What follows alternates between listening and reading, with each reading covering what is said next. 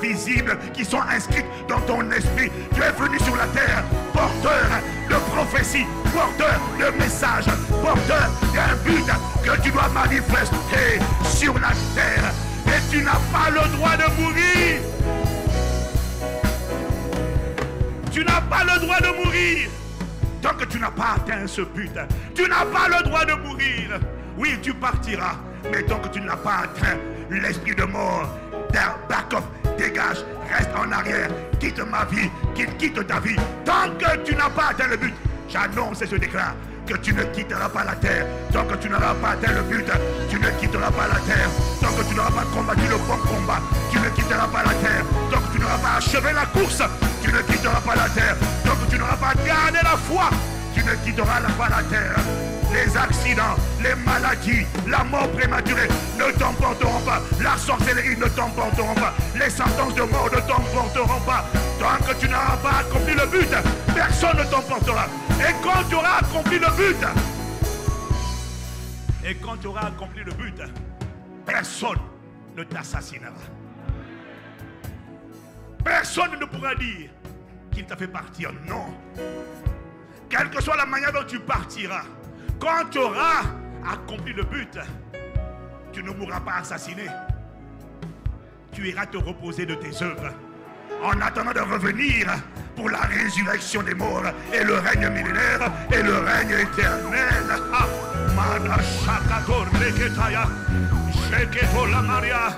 Mère, je prie au nom de Jésus que les projets, les pensées du diable et des hommes concernant mon frère, ma soeur, soient avortés par le sang, soient annulés par le sang de Jésus, le sang de la rédemption.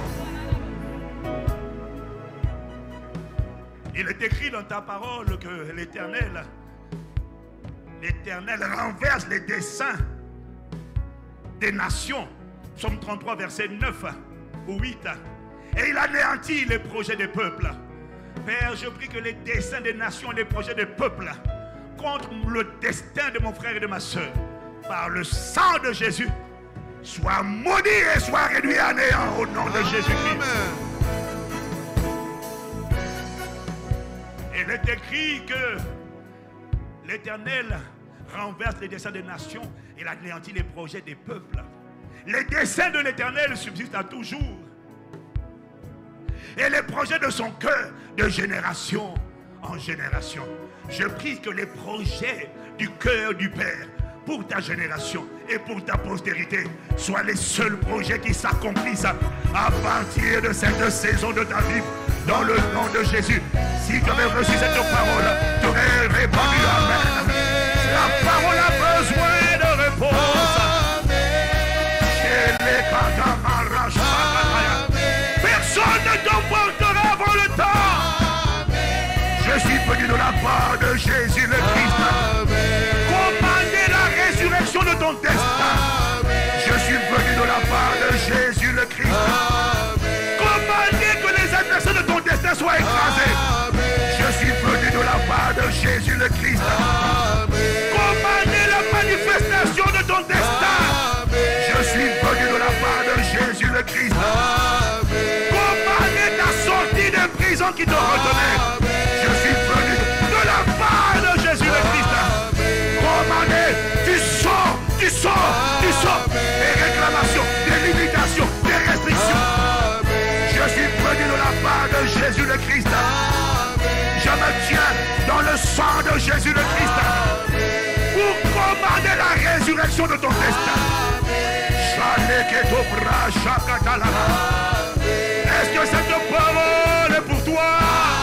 Si cette parole est venue à toi, alors comme Marie, tu attends une réponse. Et la qualité de ta ferveur détermine la qualité de la transmission de ce dévot maintenant. C'est que ta maraba chacade la barose.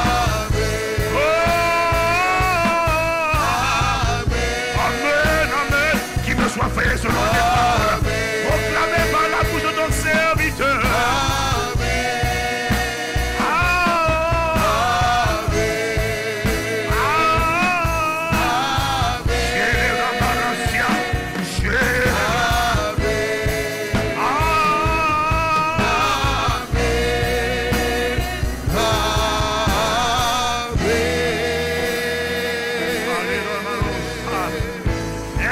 cette parole est pour toi, on saura que si c'est pour toi, par la qualité de ta ferveur. Qu'il me soit fait selon la parole que tu as proclamée. Allez, Thomas.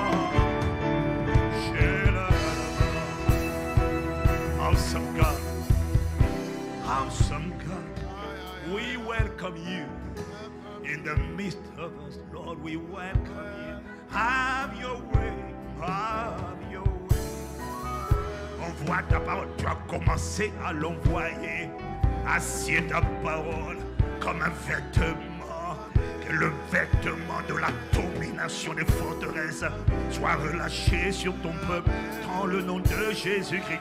Fais infiniment, abondamment, bien au-delà de ce que nous demandons et de ce que nous pensons, par ta puissance qui agit en nous.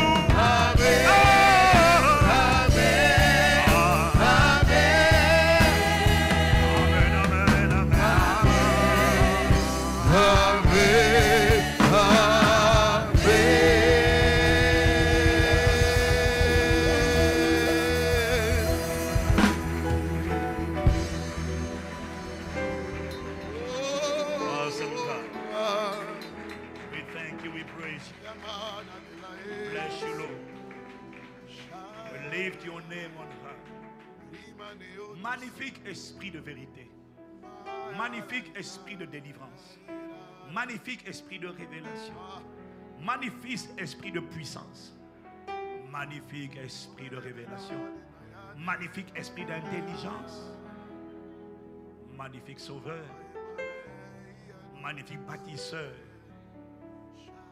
Conduis cette semaine selon le bon plaisir de ta volonté. Pas nos pensées, mais que tes pensées prévalent. Pas notre volonté, mais que ta volonté s'accomplisse. Glorifie Jésus. Mets les caméras sur Jésus. Et que du lever du soleil jusqu'à son couchant, le nom de Jésus, le Christ seul, soit souverainement élevé. Adoré, publié.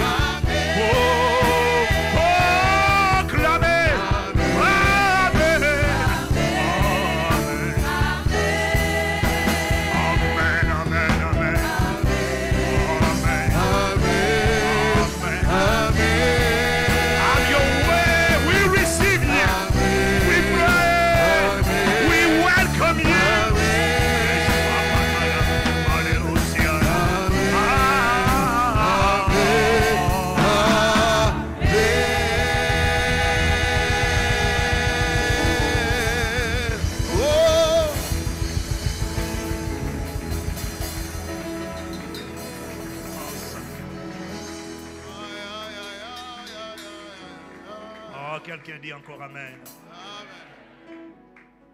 Amen, ce n'est pas juste un slogan.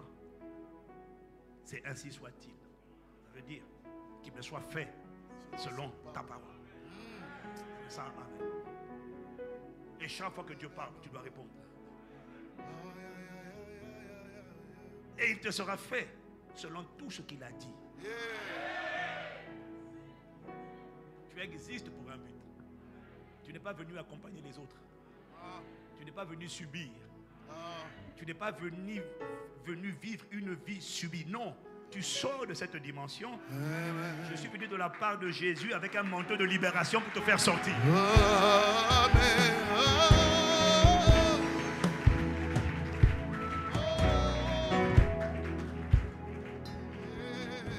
a personne sous son manteau qui pourra te retenir. Tu sors de l'emprise des eaux. Le royaume des eaux, les royaumes des lacs, des savanes, des forêts. Tu sors.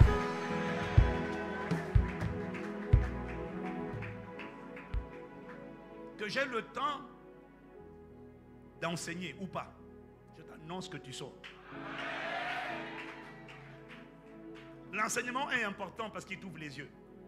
Mais la proclamation de la parole est encore plus importante parce qu'elle établit ce que Dieu va faire. Amen.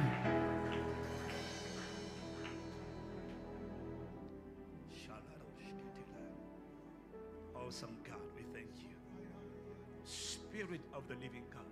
Oh, Matosia. Esprit de vérité, esprit de lumière. Merci de ce que cette semaine, ta lumière va briller au sein des ténèbres. Et laisse-moi te dire une chose. Les ténèbres dont il s'agit dans ce texte, ce n'est pas le ciel. Les ténèbres, quand il dit la lumière brille au sein des ténèbres, les ténèbres prennent toujours appui, racine à l'intérieur de toi. Voilà pourquoi il dit mon peuple est détruit, parce qu'il lui manque la connaissance. Il n'a pas la connaissance, il ne connaît pas. Chaque fois qu'il n'y a pas la lumière qui emmène la connaissance de la vérité, tu es gangréné par les ténèbres. Voilà pourquoi je t'annonce que les ténèbres qui régnaient ta vie, quand il dit lève-toi, brille, car ta lumière est arrivée. Il ne parle pas d'arriver au ciel, il parle d'arriver dans ta vie, à l'intérieur de ton subconscient, à l'intérieur de ton cœur. Il continue en disant, voici, les ténèbres recouvrent la terre et une obscurité profonde enveloppe les peuples. Mais toi, ton cas est différent. Parce que sur toi, le Seigneur s'est levé. Et sur toi, sa gloire apparaîtra. C'est-à-dire qu'elle sera visible au milieu des ténèbres. Ça signifie quoi? Ça signifie que ce qu'il est dans l'invisible, c'est ce que tu vas refléter dans le visible. Sa gloire apparaîtra dans ta vie lorsque les paroles qu'il a prononcées, les projets, les pensées, ce pourquoi il t'a créé, lorsque tu commences à le manifester, sa gloire est visible dans ta vie. L'honneur de Dieu sera visible dans ta vie. La santé divine sera visible dans ta vie. L'excellence, la productivité, la richesse pour Dieu sera visible dans ta vie. Un témoignage enviable et envieux sera visible dans ta vie. J'essaie de te dire qu'en fait, le temps est venu où ta vie ne fera plus pitié, ta vie fera envie.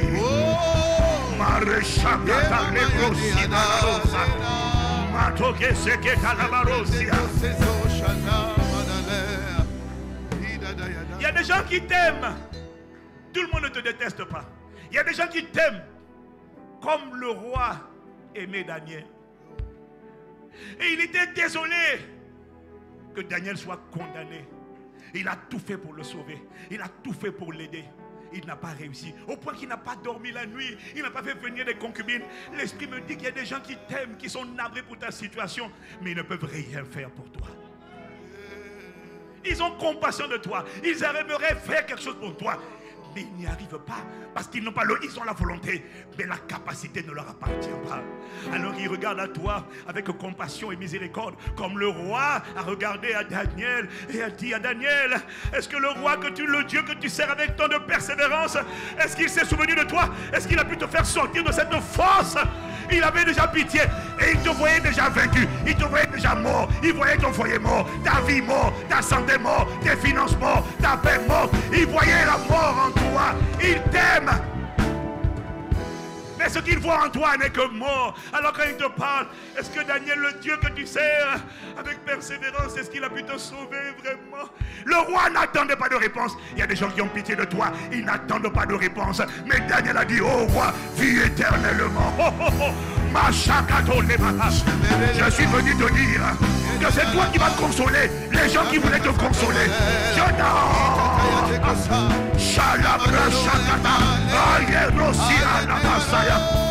Je répète, c'est toi qui vas consoler les gens qui venaient te consoler. À travers ta consolation et à travers la manifestation de comment Dieu t'aura fait sortir et briller, ils vont, ces gens-là qui ne connaissaient pas Dieu, vont regarder vers Dieu et bénir Dieu pour ta vie. Et désormais, ils te diront, ton Dieu sera mon Dieu, ton Dieu sera mon Dieu, ton Dieu sera mon Dieu, ton Dieu sera mon Dieu.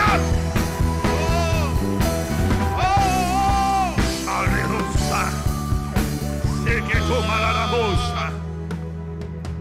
On a essayé pitié de toi.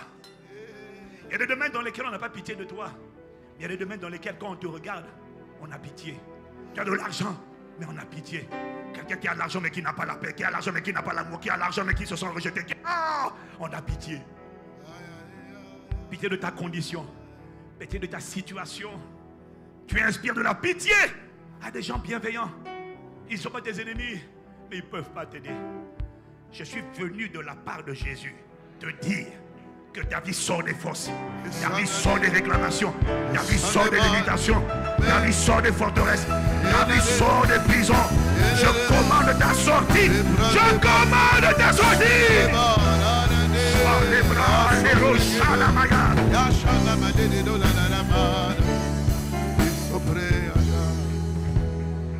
Je sais, à cette parole, tu as des geôliers. Ce qui retenait ta vie. Il y a des geôliers. Il y a ceux qui provenaient de ta famille. Il y a ceux à qui tu t'étais livré toi-même quand tu allais pratiquer les sciences occultes. Quand tu allais bâtir des hôtels. Tu t'es livré à Satan. Ne savez-vous pas, Romains 6, 16, quand vous livrons à quelqu'un comme esclave pour lui obéir, vous devenez esclave de celui à qui vous obéissez.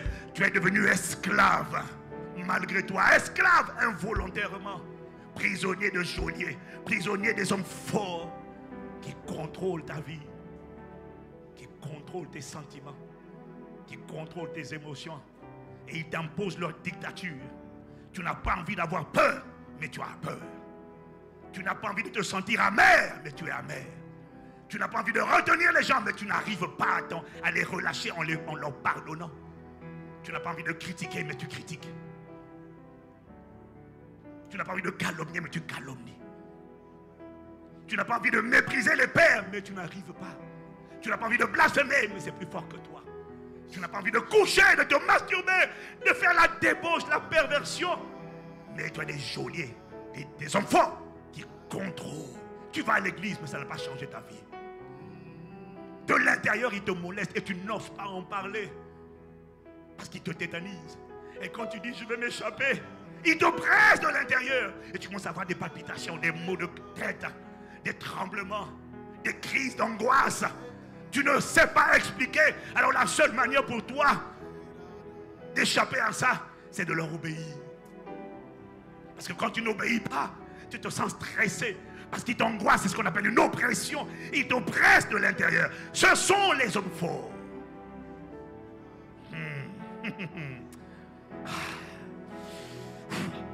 Sokata, Likatama, Soketera. Je viens vous annoncer de la part de Jésus, mon grand frère, avec le manteau de libération qu'il a mis sur ma vie. Je viens faire sortir cet homme, cette femme, ses enfants, sa famille, son destin.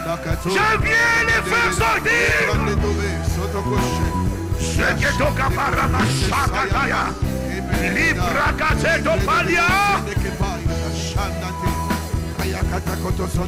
Esprit d'échec, esprit de pauvreté, esprit de découragement, de tristesse, de rejet, de peur, d'impureté, de masturbation, d'addiction, de dépendance, esprit de colère, esprit de ressentiment, esprit de haine, esprit de meurtre, esprit de blasphème.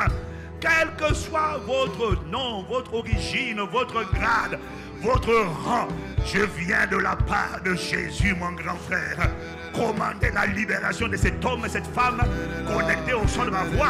Et quiconque s'oppose à cette voix, le sang de Jésus parle contre lui. Le sang de la rédemption parle.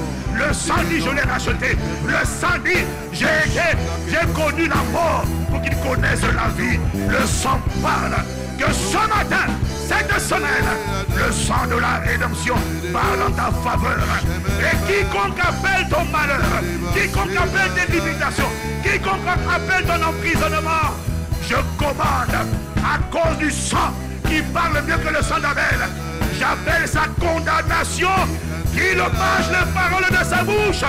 Maintenant, la qualité de ton Amen détermine la qualité de la réception. Amen. Oh, Amen. Oh, Amen. Oh, Amen. Amen.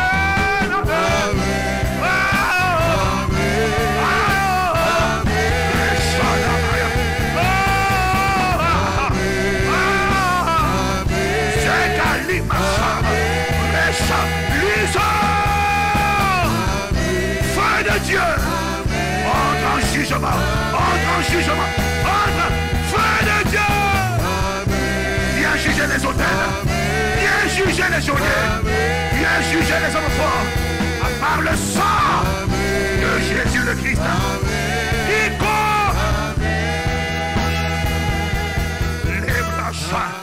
Quiconque se tient devant toi et dit: tu ne sors pas de cette prison. Tu ne sortiras pas de la prison de l'échec, de la pauvreté, de l'impureté sexuelle. Tu ne sors pas. Les ancêtres t'ont livré à moi. Tu ne peux pas sortir. Soit tu dégages, soit tu es écrasé sous ses pieds. Geôlier, je t'annonce, toi, esprit d'apitoiement, tu es rentré par les abus. Tu es rentré par la maltraitance. Tu es rentré à travers ce qu'elle a subi dans son enfance. Et depuis ce qu'elle a vécu là, comme traumatisme, tu l'as fait marcher la tête baissée. Rien de bon ne peut t'arriver. Tu n'as pas droit au bonheur. Tu n'as pas droit au bonheur. La tristesse, tu ne fais pas exprès. Tu n'arrives pas à expliquer. Depuis ces avortements, tu n'arrives pas à expliquer. Mais la tristesse est rentrée. Et avec la tristesse, la dépression est rentrée. Avec la dépression, je vois l'esprit de suicide qui est rentré. Tu ne fais pas exprès. Mais tu entends des voix qui te disent: tu n'es bon qu'à rien, c'est ta faute, tu ne mérites pas le bonheur, tu n'as pas droit, tu as fait du mal, regarde ce qu'on t'a fait, on a abusé de toi, regarde, toi, il faut seulement que tu ailles de main en main, de bras en bras, que tu couches parce que tu n'as pas de valeur. Alors tu vas de main en main, alors tu te lamentes, alors tu t'apitoies, tu fais pitié, tu fais pitié, tu fais pitié. Mais ce n'est pas ta faute, ma soeur, ce n'est pas ta faute, mon frère. C'est un esprit d'apitoiement qui est rentré à travers des traumas, à travers des abus, de la maltraitance que tu as vécu dans ton enfance. Alors tu te bats dans la vie, tu veux réussir. Mais le problème c'est que tu veux réussir, ce n'est pas pour les bonnes raisons. Tu ne veux pas réussir pour accomplir ton destin. Tu veux réussir parce que tu veux prouver à une voix qui te parle que non, tu n'es pas nul. Le problème c'est que ça ne marche pas. Voilà pourquoi ça ne marche toujours pas. Parce que tu veux réussir. Le problème c'est que tu veux prouver à cette voix que tu peux y arriver. Je viens t'annoncer cet esprit d'apitoiement qui est rentré par la porte de la maltraitance et des abus sexuels, physiques, psychologiques, injures. On t'a rabaissé dans ton enfance. Je viens dire à l'esprit d'apitoiement: tu dégages son âme. Tu as assiégé son âme. Je viens prendre ta main. Je la brise, je la brise, je la brise. Je la brise maintenant. J'ai dit je la brise maintenant. Je brise ton état de siège. Lâche-le, lâche-la. Repars de l'Église. Il ne revient plus jamais, plus jamais, plus jamais, plus jamais. Lissakataya, Masikataya, Zeketoma, libère, libère, libère. Allez, pars. Ne reviens plus jamais, plus jamais, plus jamais, plus jamais. La main du Seigneur est contre toi. Le bras fort de Jésus le Christ parle plus fort. On l'appelle le glorieux Saint-Esprit. Il est dans la place. Il est venu guérir les cœurs brisés. Il est venu libérer les captifs. Il est venu ouvrir les yeux des aveugles. Il est venu renvoyer libre les opprimés. Et il est venu proclamer. Il est venu proclamer le jubilé. Il est venu proclamer la relâche. Relâcher la grâce. Tu ne seras plus jamais enfermé. Au nom de Jésus. Quiconque s'oppose à cette parole, je le condamne à la destruction. Par le feu. Par le feu. Par le feu. Amen. Oh. Oh.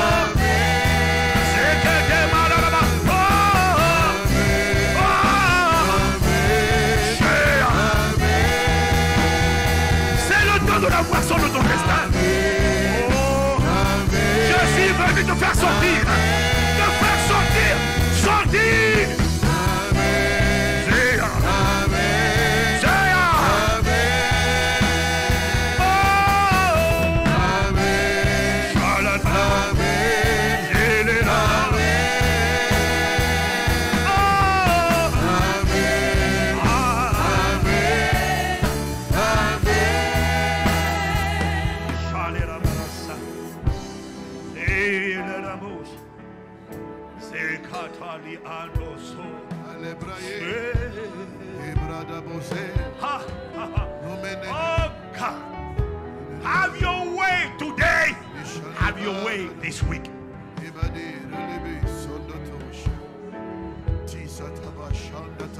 Abba, tu confirmes la parole de ton serviteur. Les milliers de témoignages que j'ai vus ailleurs, on les verra ici, on les entendra ici.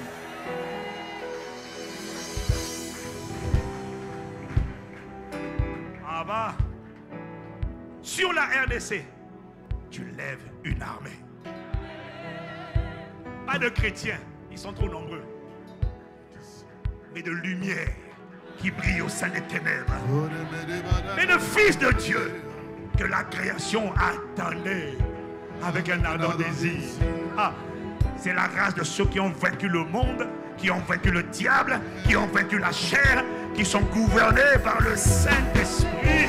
Oh, mon frère, ma soeur, il me dit de te dire, bienvenue dans ton destin. Ah. Oh, la qualité de ton Amen, le Dieu, la qualité de ta réception.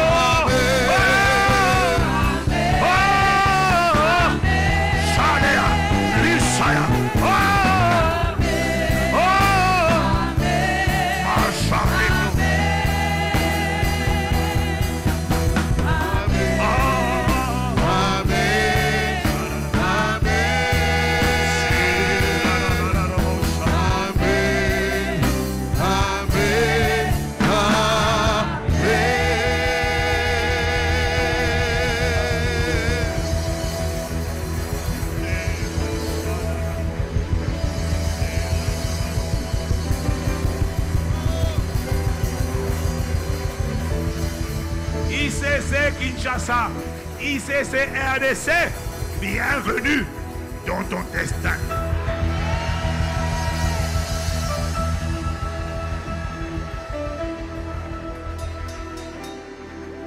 Sola machata. Aucune domination, autorité, prince de ce monde des ténèbres, esprit méchant dans les lieux célestes. Lorsque les temps sont accomplis, Pharaon, Dieu avait dit c'est 400 ans. Lorsque les temps furent accomplis, Dieu a dit, c'est pas Moïse la clé, c'est Dieu. C'est pas le pasteur Ivan la clé, c'est Dieu.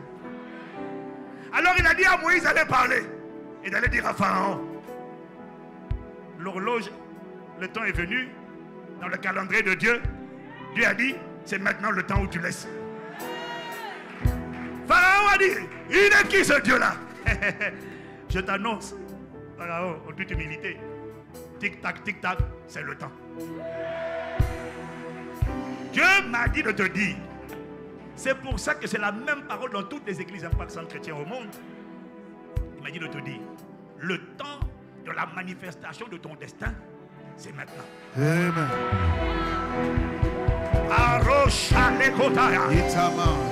Et tous les pharaons et de ta famille et du territoire qui vociféraient, il me dit de te dire, tu les chercheras, tu ne les trouveras plus. J'engage la voix du sang de Jésus-Christ contre tous ces pharaons. J'engage la puissance de résurrection de Jésus-Christ, la puissance de libération de délivrance. Et je t'annonce que personne ne pourra empêcher cette parole de se manifester. Tu sors, mais tu ne sors pas seul. Ok.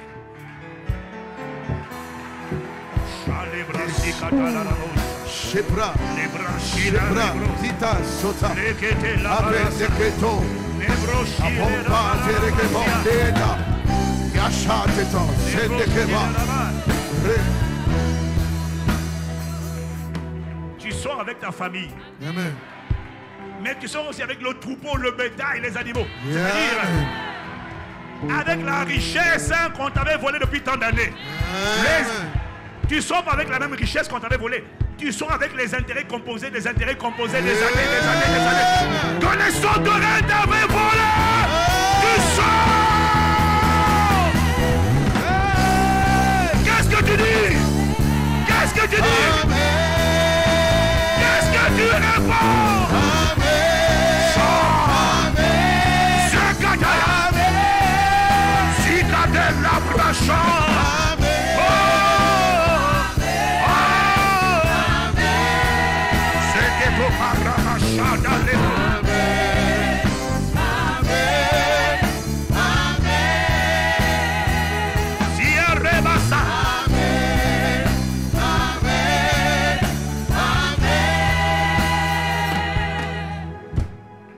Voilà ce que l'esprit prophétique me dit à l'instant. Exode chapitre 6 au verset 1. Sokotokata. Likobraske labaro shalita. Exode 6 verset 1. C'est la parole qui vient d'arriver pour toi, mon frère, ma soeur. L'Éternel dit à Moïse, tu verras maintenant ce que je ferai à Pharaon. Une main puissante le forcera à le laisser aller. Une main puissante le forcera à les chasser de son pays. Ça signifie, je t'annonce que cette main puissante est arrivée sur ta vie. Maintenant, ce qu'il dit, c'est que cette main puissante va forcer Pharaon à te chasser. Je te l'avais dit, je te l'aurais dit parce que ça vient d'arriver. Ce n'est plus toi qui vas chasser les démons.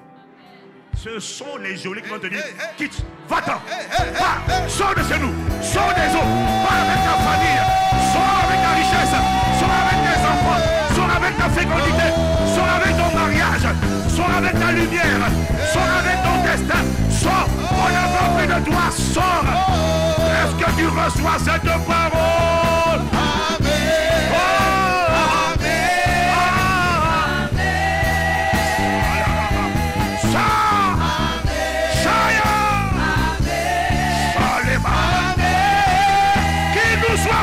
Cette parole que toi relâcher à la bouche de ton serviteur.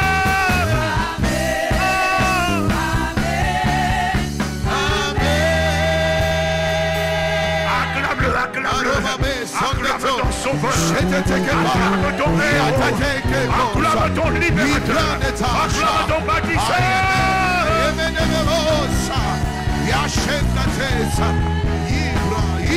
Ibra Sozezar. Ale bebe bosa. Shaketela.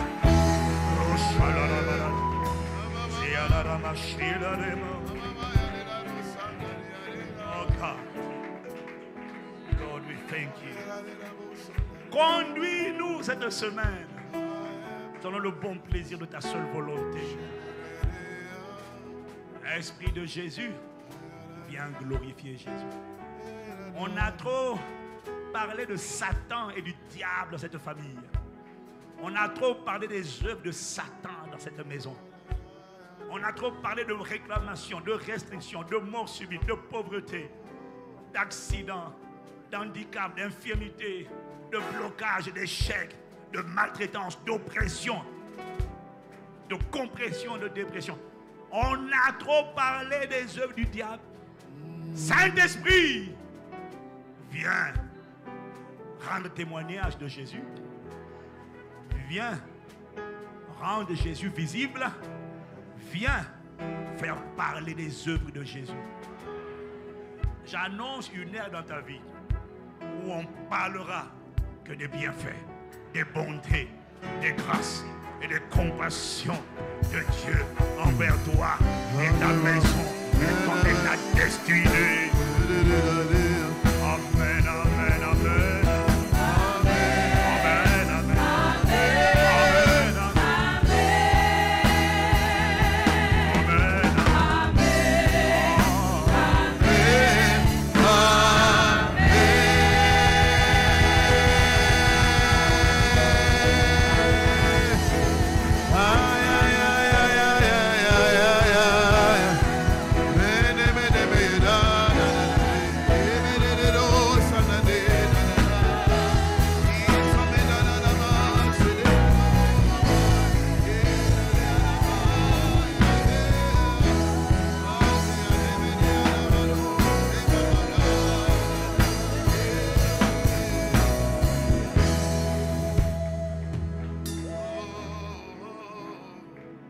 Thank you. We bless you. Merci de faire infiniment au-delà de ce que nous te demandons, nous pensons, par ta puissance qui agit en nous. Père, merci de glorifier ton nom. Saint-Esprit, merci de glorifier Jésus. Merci de faire rentrer, de catapulter mon frère, ma soeur, au cœur de ta volonté et au cœur de son destin. Ta vie sera utile. Elle a commencé faiblement, elle finira puissamment. Elle a commencé dans l'embarras, la honte, la disgrâce, le dégoût. Elle finira dans la splendeur, la gloire et la contemplation. Les nations regarderont vers le Christ, pas à cause de tes paroles, mais à cause de ce qu'il aura fait dans ta vie. Il fait de toi un témoin, une lumière. Tu ne convaincras pas par tes mots, tu convaincras par ton histoire.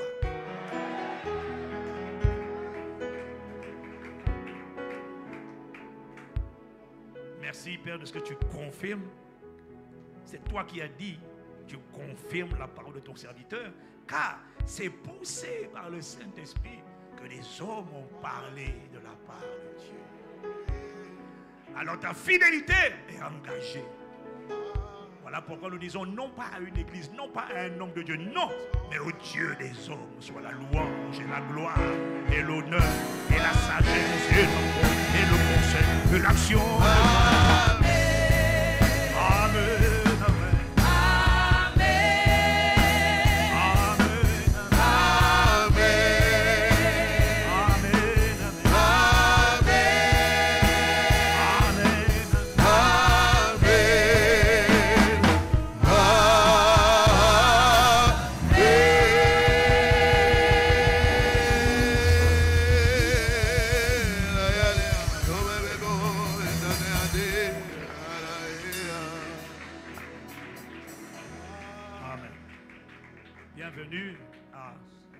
Spécial à Impact Centre Chrétien Kinshasa.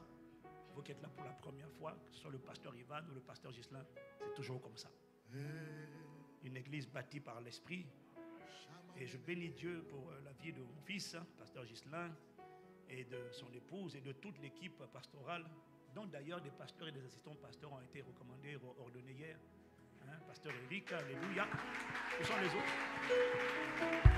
Où sont les autres? Ah, les deux AP. Les deux AP qui sont là, il a même mis sa tenue. Oh, miséricorde. Est-ce qu'on peut acclamer le Seigneur pour eux?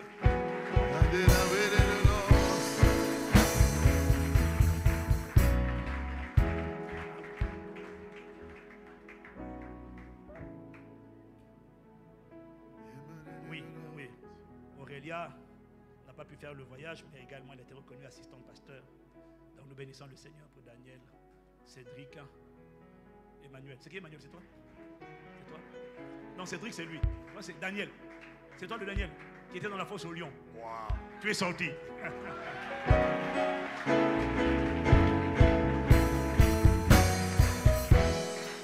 Mais au-delà de, nous rendons grâce à Dieu, pas seulement pour eux, nous rendons grâce à Dieu pour ce qu'il fait de ta vie.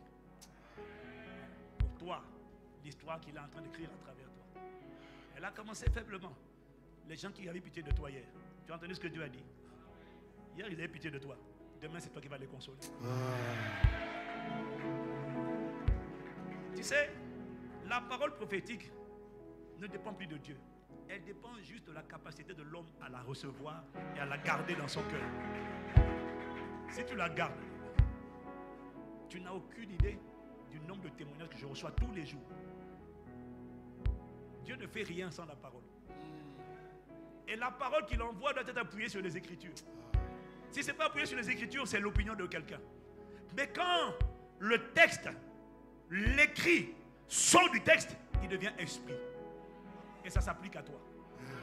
Si tu la gardes, quelle que soit la vallée de l'ombre de la mort que tu traverses, tu seras scandalisé, émerveillé, choqué d'aller voir comment la parole a été faite chair. Ta vie change. de Jésus. Est-ce que tu peux bénir Dieu pour toi-même et pour cette assemblée, et pour l'église, pour ce qu'il fait? Acclame-le, acclame-le. C'est malade.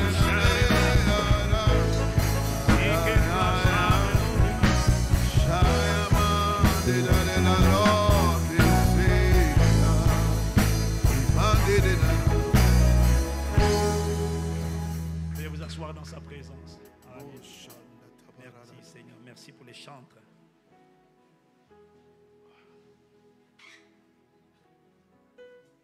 Est-ce que tu as dit gloire à Dieu?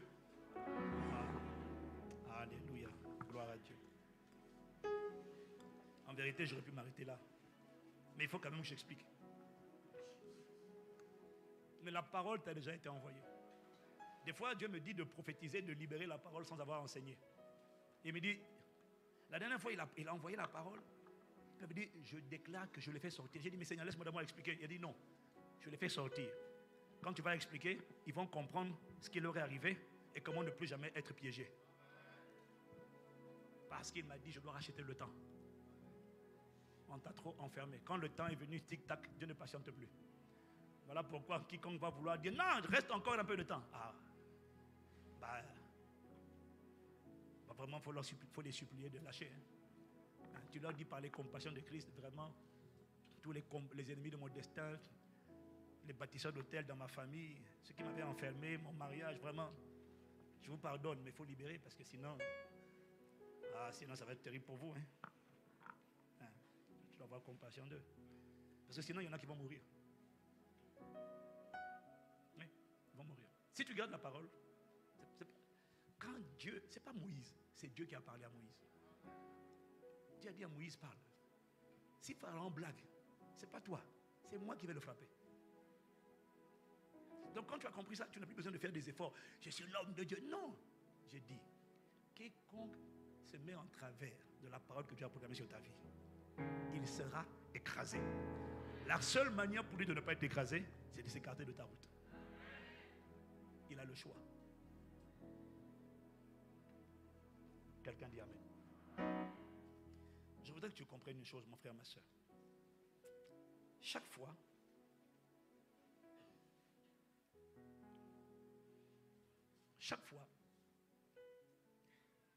que le diable veut faire échouer ta vie, un domaine ou un autre de ta vie, le diable est rusé. Chaque fois qu'il veut faire échouer un domaine de ta vie, il a une stratégie très simple, mais qui est ô combien efficace. Il va ériger en toi des manières de penser, ce qu'on appelle des systèmes de pensée, des raisonnements.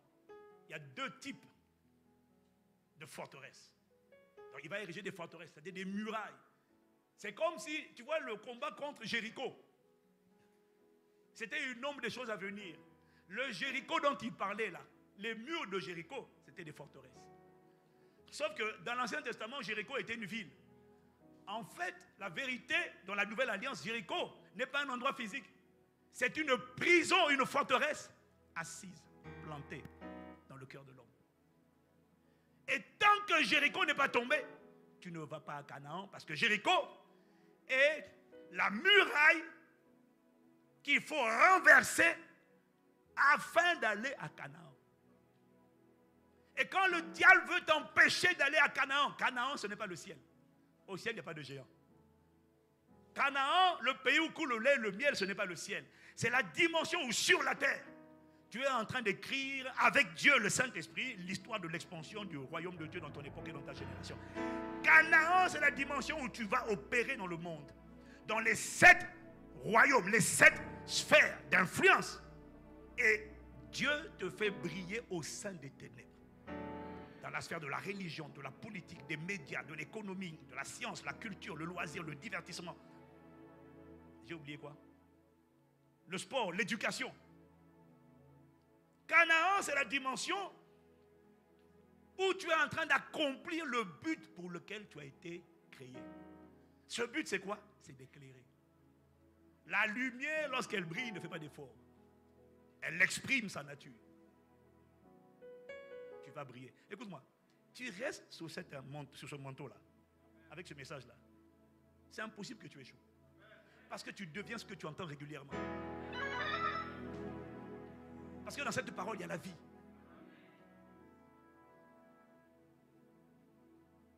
Même si tu voulais échouer, tu es obligé de réussir. Quand le Covid a commencé, quand le Covid a éclaté en mars 2020, je parlais avec mon frère, le pasteur Michael, de EMCI.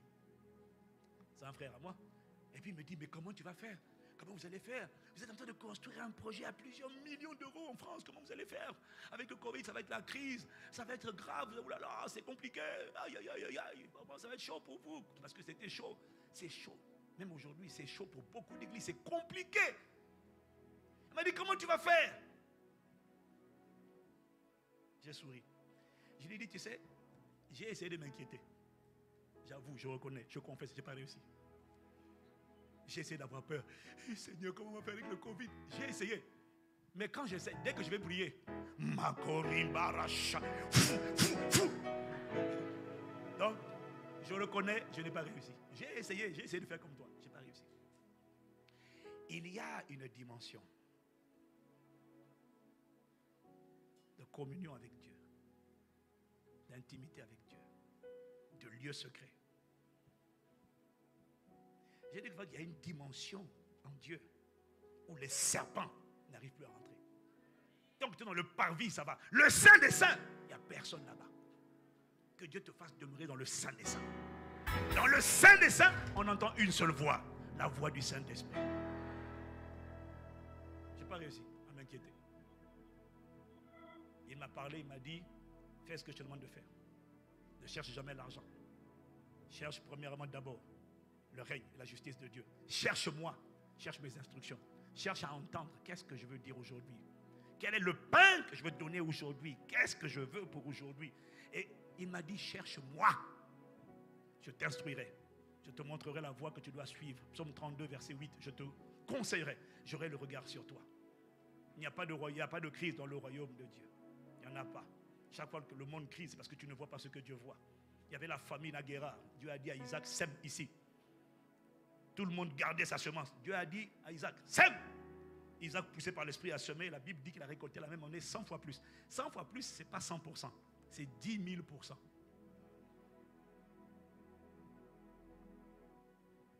Il y a une dimension de communion avec Dieu. Il n'y a plus une autre voix. Il n'y a pas une autre voix. Ou quand elle veut te parler, elle murmure de loin. Et tu vas échouer. Tu vois? Après, il recule lui-même. Je n'ai même pas besoin de parler. J'ai dit seulement, Makozito Kara, Shataka. La voix a disparu. Tu vas connaître ce qu'on appelle la paix de Dieu, la joie indescriptible, pleine de gloire, la paix de Dieu qui surpasse toute intelligence. Bien-aimé, tu vas opérer dans une dimension où une seule voix te conduit tous les jours. C'est la voix de l'Esprit de Dieu. Un seul te remplit, te saisit. C'est l'esprit de foi, c'est l'esprit d'humilité, c'est l'esprit de bonté. C'est la dimension qu'on appelle la liberté des enfants de Dieu. Tu n'es plus esclave d'aucun autre que de Jésus-Christ par le Saint-Esprit. Aucun autre ne t'enferme dans sa prison. Un seul t'enferme dans sa prison, c'est le Saint-Esprit. Sa prison à lui, c'est la prison de la bonté, c'est la prison de la douceur, c'est la prison de l'humilité, c'est la prison de la paix. Tu es tellement rempli de paix, tellement rempli de joie, tu es tellement rempli de foi, tu ne fais pas exprès, tu ne fais pas exprès. Tu es possédé par la foi. Quand les gens disent on va échouer, tu dis comment on fait pour échouer? On ne peut pas. Ce n'est pas ta faute, tu ne fais pas exprès. Tu es possédé par la foi. Tout le monde dit ça. Non, il y a des choses que tu ne peux pas vous raconter. Les gens ne comprennent pas ce que Dieu fait à travers ICC là, en France là. Les gens ne comprennent pas. L'expert comptable, le commissaire aux comptes, les avocats, ils ne comprennent pas. Ils disent, bon là on a un défi. Je dis, c'est quoi le défi? Mais il nous faut beaucoup d'argent. Je dis, c'est combien? Mais c'est compliqué. Je dis, c'est combien? On n'ose pas vous dire. J'ai dit, dites. Bah, il faudrait telle grosse somme d'argent. Et c'est tout ce que je vous demandais. Mais M. Castanou, rassurez-vous. Restez calme. J'avais juste besoin de connaître le montant que je dois appeler à l'existence.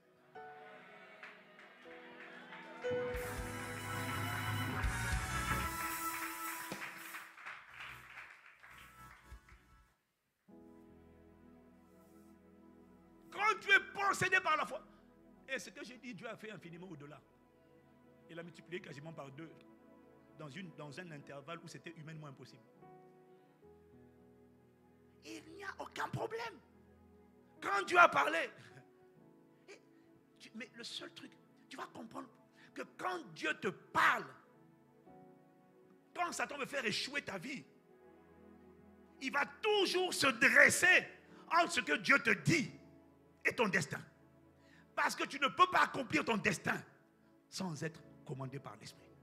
C'est-à-dire, il faut que tu fasses ce que Dieu te demande de faire. Il est dans ta vie le consolateur, le paracléto. Tu as besoin de lui. C'est lui qui va te dire, va à gauche. C'est lui qui va te dire, va à droite. C'est lui qui va te dire, hé Pierre, jette le filet. Et quand il te dit jette le filet ici, avance un peu en eau profonde, jette le filet. Quand il te dit jette le filet, ne dis pas Seigneur, on a péché toute la nuit. Moi je suis pécheur de père en fils, de mère en fille, de génération en génération. Quand il va te parler, just do it. Quand il te dit soyez saint car je suis saint, ne dis pas oui mais mon copain va me laisser. Just do it. Tout ce que Dieu te dit, il te le dit pour une raison. Quand tu dis à ton enfant, ne mets pas la main sur la plaque électrique, sur le feu. L'enfant là, quand il est bébé, il pleure parce qu'on l'a préservé de la brûlure ou de la mort. C'est comme ça que la plupart d'entre nous on est. Dieu te dit c'est pour ton bien. La Bible dit la loi de Dieu est bonne. La loi de Dieu est parfaite. C'est ton intérêt. Quand Dieu dit aime, c'est pas parce qu'il a pitié des gens, c'est parce qu'il veut te sauver toi. Quand il te dit aime ton prochain, aimez vos ennemis, il n'a pas dit haïssez-les. Non, ça c'est l'Ancien Testament. Jésus dit moi je vous dis aimez vos ennemis. Faites du bien, bénissez ceux qui vous maudissent. Et faites du bien et priez pour ceux qui vous maltraitent et vous persécutent. Priez pour eux. Quand Dieu dit ça, Dieu n'est pas en train de dire ça pour te fâcher. Comment tu peux me dire d'aimer mes ennemis?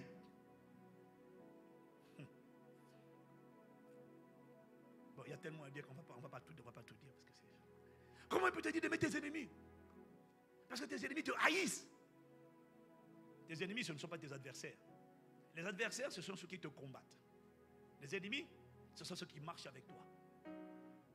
Mais ils cherchent la moindre occasion pour te poignarder dans le dos. Je préfère les adversaires que les ennemis. L'adversaire, il est en face. Il se méfie, je me méfie. L'ennemi n'est pas en face. Il est à mes côtés.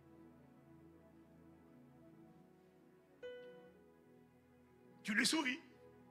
Elle te sourit, mais derrière, il te met des pots de banane. C'est à cause des ennemis que tu perds ton travail, tu perds ton mariage. Peut-être pas. Et Dieu te dit, aime. Et Dieu te dit, ne te mets pas en colère. Laisse agir la colère de Dieu. Car il est écrit, à moi la vengeance, à moi la rétribution, dit l'Éternel. Ah! Dieu dit, ne vous mettez pas, Romains 12, verset 20, 19 à 20, ne vous mettez pas en colère, laissez agir la colère de Dieu. Ça veut dire que Dieu aussi se met en colère. Dieu n'aime pas l'injustice, toi aussi. Si c'est vrai, dis Amen. Même si tu pratiques souvent aussi l'injustice, évidemment. Non, pas toi, ton voisin. Ton voisin, pas toi, ton voisin.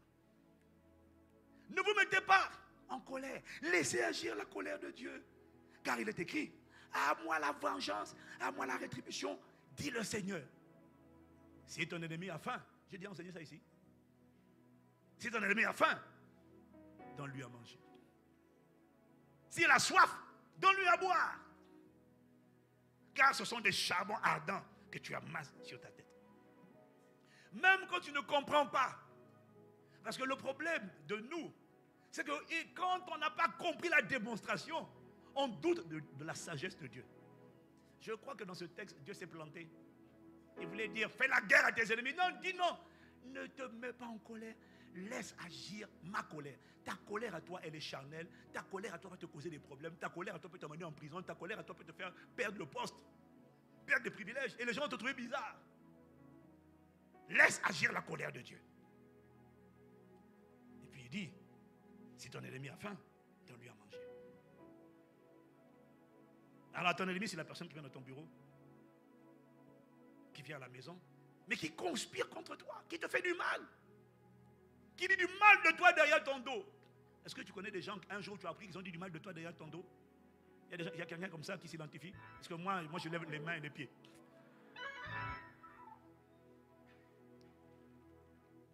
Quelqu'un qui te met des pots de banane. Quelqu'un qui est en train de tout faire pour que tu perdes ton mariage, que tu perdes ton travail et qu'on le remplace lui. Et malheureusement, parfois ça réussit. Alors voilà, la soeur qui a pris ton poste ou qui a pris le gars que tu voulais épouser là, par la manipulation. Et tu es fâché. Dieu te dit, ne te mets pas en colère. Laisse Dieu se mettre en colère à ta place. Et comment Dieu peut se mettre en colère? Dieu se met en colère. Mais pour que Dieu fasse agir sa colère, son jugement, il va te dire, cette personne qui t'a fait du mal a faim, donne-lui à manger. C'est-à-dire que la personne vient dans ton bureau, et puis elle sait qu'elle t'a piégé, elle t'a saboté. Et puis elle vient dans ton bureau, et puis elle dit, est-ce que tu as à manger? Tu n'as pas un hamburger ou un sandwich là? Toi, tu as envie de lui dire, je connais des choses, c'est à cause de toi. Dieu dit, non, ne dis rien. Tu as envie de dire, je suis au courant de tout ce que tu as fait contre moi. Dieu dit, ne dis rien. Tu as envie de crier, imbécile, voleuse. Dieu dit, ne dis rien. On te demande à manger, donne à manger. Et quand elle a fini de manger, tu dis, tu n'as pas un petit jus là? Et puis tu as envie de dire, fire. Dieu dit, non, pas fire. Donne-lui à boire. Alors ton âme n'a pas envie. Mais quand Dieu parle, fais-le. Il sait pourquoi il dit ce qu'il dit, fais-le. Quand Dieu te parle, je t'en supplie. Quand Dieu te dit, honore ton Père alors qu'il n'est pas digne d'être honoré, honore-le. Quand Dieu te dit, pardonne, pardonne. Et tout ce que Dieu te dit de faire, une voix va se réveiller à l'intérieur de toi pour te donner 1 million de raisons pour lesquelles tu ne dois pas faire ce que Dieu te dit de faire. Non, Dieu ne connaît pas la réalité des choses. Si Dieu savait ce qu'elle a fait, maintenant toi tu vas enseigner Dieu. Comme lui il ne voit pas, tu vois, comme Dieu ne voit pas. Donc Dieu, les yeux de Dieu sont fermés. Quand tu commences à dire à Dieu, il a fait ça, elle a fait ça. C'est pas toi qui parles comme ça. Tu penses que c'est toi qui te souviens de tout le mal qu'on t'a fait. C'est pas toi. C'est une voix qui est en train de te rappeler 10 000 raisons pour lesquelles tu ne dois pas faire ce que tu te demandes de faire. C'est une voix qui est en train de se mettre en opposition avec la voix de Dieu. Dieu te dit, jette le filet, sème. Tu dis non. Une voix te dit, non, ne sème pas. Les églises, c'est des voleurs. Ils vont manger l'église. Dieu te dit, là, non, pas toutes les églises. Là, c'est une bonne terre. Une voix te dit, non, ne sème pas. Reste comme tu es. Quelqu'un me suit? Chaque fois que Dieu te parle, tu vas toujours entendre. La Bible dit que quand Pierre était dans la barque et que Jésus a marché sur l'eau, Pierre a dit, si c'est toi, dis-moi de venir. Jésus a dit, viens. Et quand Pierre a commencé à marcher sur l'eau, la Bible dit, Pierre, voyant le vent, il eut peur. Quand Dieu te parle, il y aura toujours une voix qui va s'opposer contre ce que Dieu est en train de te dire de faire. Il va dire non. Et cette voix a 2 caractéristiques. Elle va te donner une raison. C'est ce qu'on appelle des raisonnements. Raisonnement, c'est une muraille qui t'empêche de faire ce que Dieu te dit de faire, mais qui te donne 1000 raisons. Mais si j'arrête l'impudicité, quand Dieu dit tu seras saint car je suis saint, une voix va te dire non, continue de coucher, continue la masturbation, continue. Et puis la voix va même te dire Dieu comprend.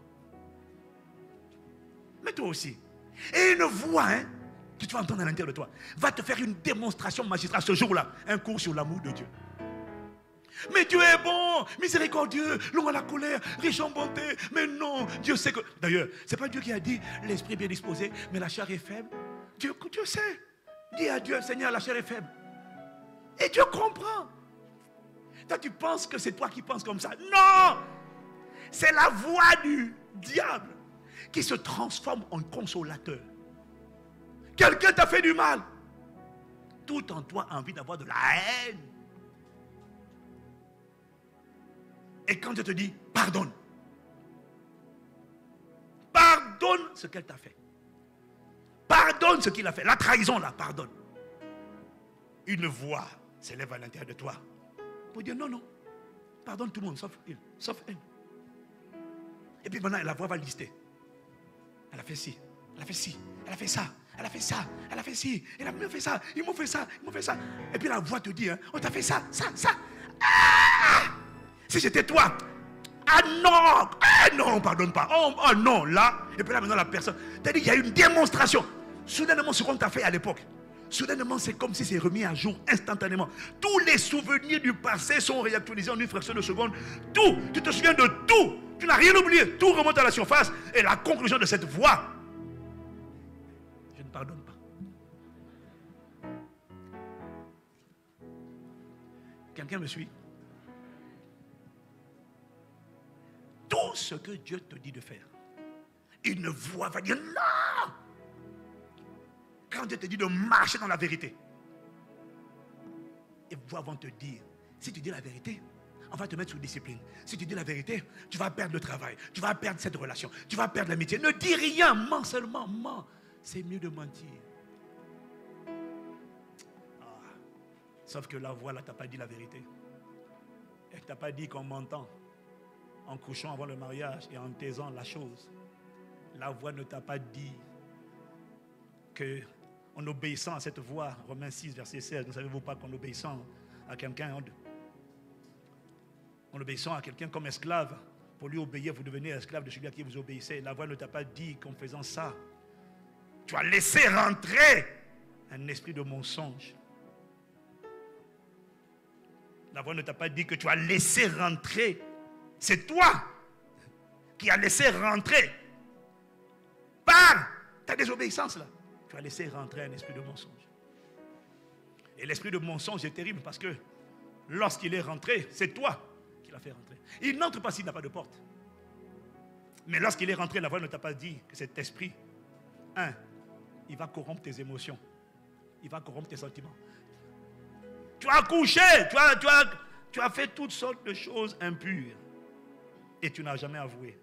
Est-ce que tu ne sais pas, c'est que tu es rentré dans le mariage avec l'esprit de mensonge. Pendant que vous rentrez dans la cérémonie, l'esprit de mensonge était au milieu de vous, en train de danser avec vous. L'heure de la victoire et de la vérité a sonné dans mon cœur. Que Jésus soit loué, que Jésus soit loué dans la vérité. Et puis le démon est là. C'est toi qui l'as autorisé. Il est là, il swing. Il est là avec toi, il danse au milieu de vous. Tu ne peux pas le chasser parce que tu l'as hébergé. Tu peux dire au nom de Jésus, sors. Mais il y a des démons qui ne peuvent pas sortir puisque c'est toi qui les as autorisés. Celui qui cache ses transgressions ne prospère pas. Celui qui les avoue et les délaisse obtient miséricorde. Tu ne peux pas chasser quelqu'un à qui tu as donné le droit d'asile. Comment tu lui as donné le droit d'asile? En ne faisant pas ce que Dieu te demande de faire. Et en acceptant la voix qui t'a parlé, qui t'a dit mens. Mais la voix ne t'a pas dit que quand l'esprit de mensonge est rentré, il va corrompre tes sentiments et tes émotions. C'est-à-dire que ce qui est bien, tu le verras mal. Parce qu'il ment aux émotions. Et les gens qui sont tordus, les relations bizarres, c'est-à-dire que tout le monde voit que ce gars qui t'approche là, c'est un gigolo, c'est un toto, c'est un bandit, c'est un voyou. Toutes les sœurs et les hommes voient que la sœur qui t'approche là, c'est une vraie sirène. Sauf toi. Tout le monde sait que la personne est un danger public. Tu te dis, mais elle est bien. Comment elle est bien? Mais elle a l'air gentille. Non! Pourquoi tu le vois bien alors que tout le monde le voit mal? C'est parce que tes sentiments, tes émotions sont manipulés. C'est-à-dire, il ment. C'est-à-dire, ton analyse est fausse, ton discernement est faux. Même quand tu dis, Dieu me dit, c'est faux. Tu entends des voix, mais ce n'est pas Dieu. Ok, pardon. Tu n'aimes pas ce que je suis en train de dire. Marama Shakata Lero.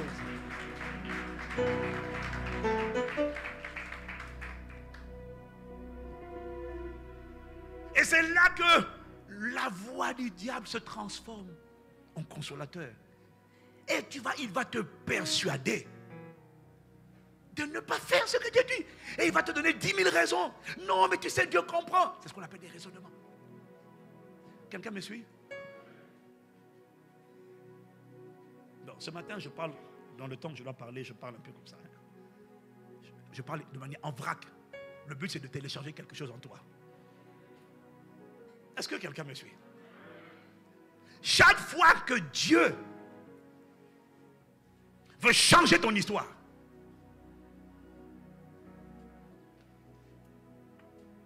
il va toujours te donner une instruction. Honore. Honore ton père et ta mère afin que tu sois heureux et que tu vives longtemps que dans le pays que l'Éternel, ton Dieu, t'a donné. Quand Dieu veut te faire vivre longtemps et heureux, il va te dire, honore tout ce qui est figure de père et de mère, quelle que soit la méchanceté de cet homme et de cette femme. Honore. Interdis à ton cœur de maudire ton père. Interdis à ton cœur de maudire ta mère. Non! Ne laisse pas cette voix qui te dit, mon père c'est quelqu'un de méchant. Non! Mais une voix en fonction de ce que tu as vécu dans ton enfance. Quand ton père a été un mauvais père, la voix de l'esprit de mépris de l'autorité va rentrer. Et c'est là que plusieurs d'entre nous, tu as accepté le Seigneur. Mais tu as toujours du dégoût pour ton père. Tu as du dégoût pour ta mère. Mais surtout le père. Tu le détestes. Mais tu ne le dis pas, mais tu le détestes. Tu pries, mais tu le... C'est plus fort que toi. Tu as de là.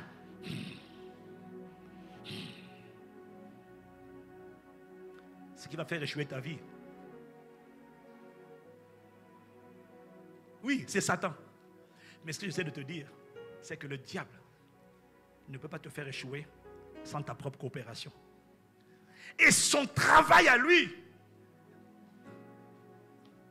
c'est de te pousser de l'intérieur à travers des voies, des mensonges qu'on appelle des forteresses. Quand Dieu parle, non, n'applique pas ce que Dieu... Non, pas, il ne mérite pas. Il a abusé de toi, il t'a fait du mal, il t'a injurié, il t'a fait ci, il t'a abandonné. Laisse-le, maudis-le. Alors, quelle que soit la prière que tu vas faire, quand le diable veut raccourcir ta vie, il va t'emmener à maudire les pères et les mères. Les personnes qui ont été des sources pour abreuver ta vie. Il va créer des incidents. Il va permettre que le père ou la mère fasse quelque chose qui te déplaît. Comme Noé qui s'est mis nu et qui s'est mis à boire. Et il va t'emmener à juger ton père ou juger ta mère. Aïe, aïe, aïe, aïe, aïe. Là où Japheth et Sem n'ont pas regardé la nudité de leur père. Ils n'ont pas commenté la nudité de leur père. On ne commente jamais la nudité des parents. On ne commente jamais leurs fautes, leurs failles, leurs défaillances. On ne cautionne pas, on n'approuve pas. Mais on doit les couvrir. On ne doit pas regarder la nudité. Alors Japheth et Sem sont venus à la renverse. Ils ont pris un manteau, et puis ils ont couvert leur père. Et puis ils sont sortis. Mais Cham est venu. Oh, papa est nu. Oh, et puis il a fait des commentaires. Il a hérité d'une malédiction. Jamais tu ne commentes les manquements des parents. Quel que soit leur manquement. Tu dois prier pour eux. Mais une voix va te dire non, ils ne méritent pas ta pitié. Ils ne méritent pas. Hein. Mais cette voix-là ne te dit pas que quel que soit l'argent que tu auras, tu seras malheureux. Quel que soit le potentiel que tu as, tu mourras prématurément. Pourquoi? Le diable connaît les lois de Dieu. Le diable connais la puissance de la parole de Dieu. Pourquoi Satan, à travers le diable, le menteur, le trompeur, le calomniateur, pourquoi Satan va toujours, quand Dieu te parle, pourquoi une voix va toujours s'ériger pour t'empêcher de faire ce que Dieu dit? Parce que le diable sait que la clé d'une vie transformée, ce n'est pas la prière d'abord. Non, c'est l'obéissance à la parole d'abord. Ah oui, je sais, tu aimes prier, tu penses que tout se résout par la prière. Mais ça fait longtemps que tu pries.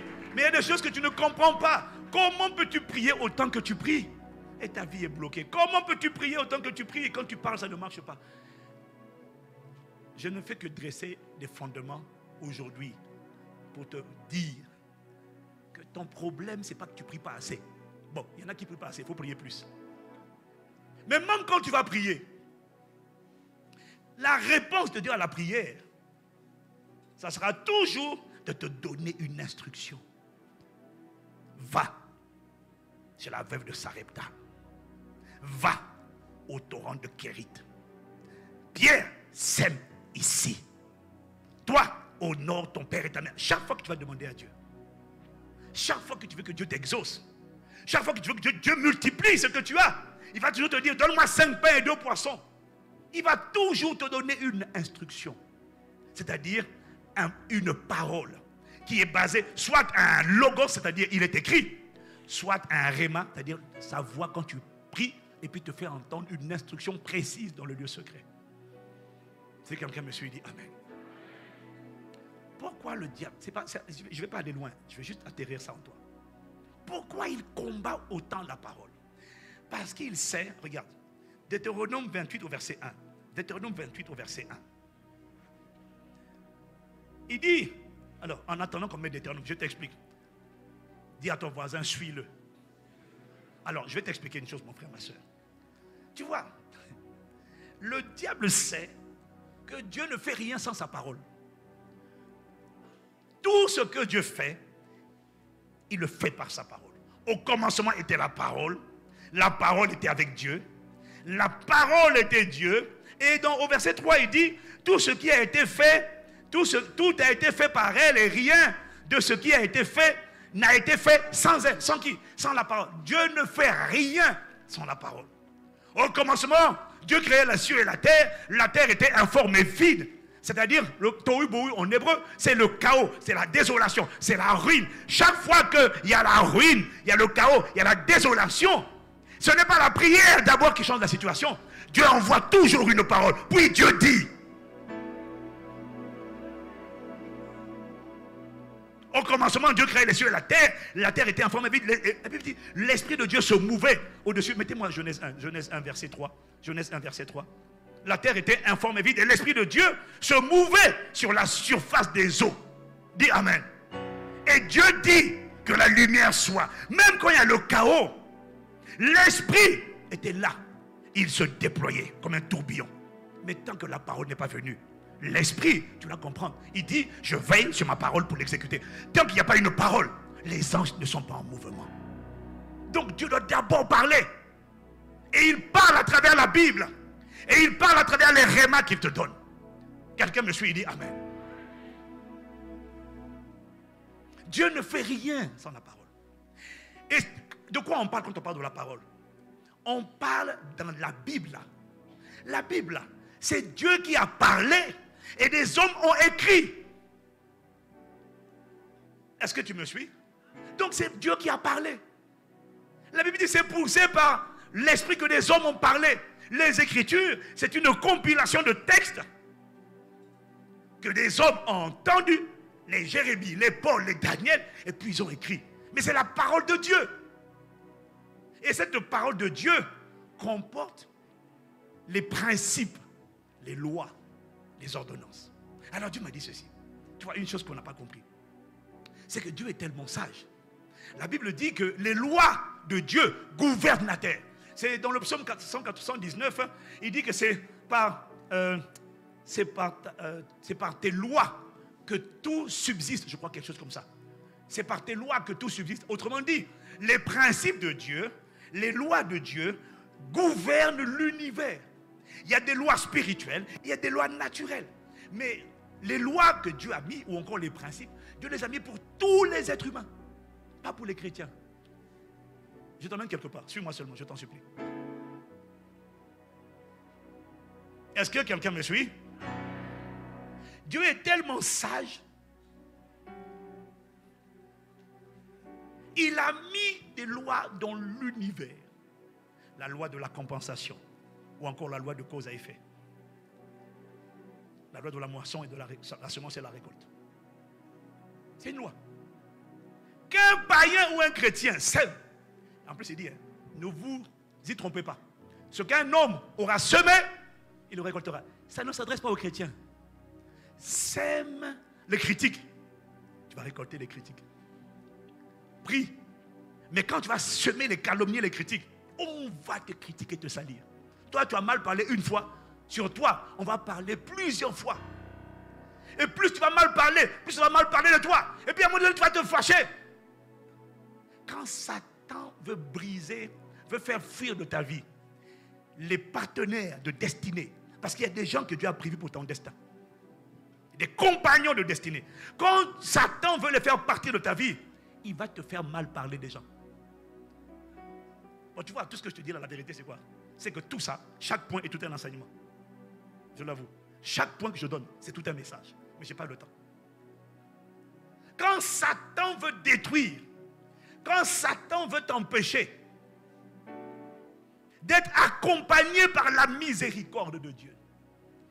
Dis avec moi la miséricorde. Il y a la grâce et puis il y a la miséricorde.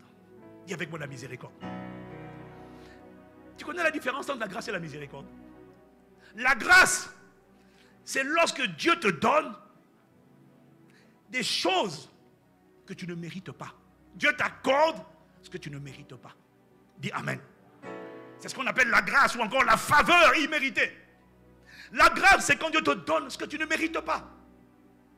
La miséricorde, c'est lorsque tu reçois les jugements ou les châtiments. Non, pas la miséricorde. Ça, c'est le jugement, pardon. La grâce, oui, non, la grâce, c'est quand Dieu te donne ce que tu ne mérites pas. La miséricorde, c'est lorsque Dieu éloigne de toi des châtiments que tu mérites. Ça, c'est la miséricorde. La grâce, c'est lorsque Dieu te donne ce que tu ne mérites pas. Mais la miséricorde, c'est lorsque Dieu te préserve de ce que tu mérites. Tu as fumé pendant 20 ans. Tu mérites le cancer. Tu as fait du mal pendant tant d'années. Tu mérites tel châtiment. Parce que ce qu'un homme a semé, il le récoltera. La miséricorde, c'est lorsque pendant que le bras du jugement est en train de te frapper, la main de Dieu vient arrêter la main du destructeur, la main de celui qui est en train de te détruire, et lui dit arrête de le frapper. Il a trouvé miséricorde à mes yeux. Ça, c'est la miséricorde.